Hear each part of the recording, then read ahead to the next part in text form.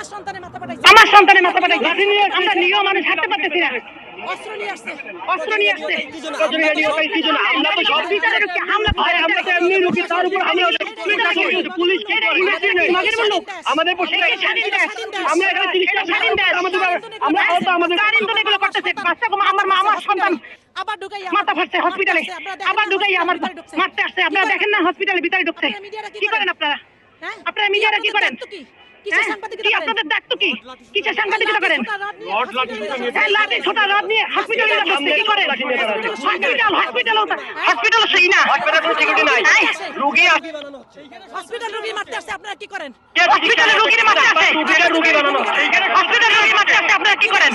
কি ভাই আপনাদের কোনো ভূমিকা নাই, আপনাদের কোনো কথা নাই। পর্যন্ত নিরাপদে নাই। সাধারণ পেশেন্ট তারা নিরাপদে নাই। এখানে লাঠি নিয়ে ছাত্রলীগরা ঢুকতে সামনে গেটের সামনে ঢুকতে পারা নাই।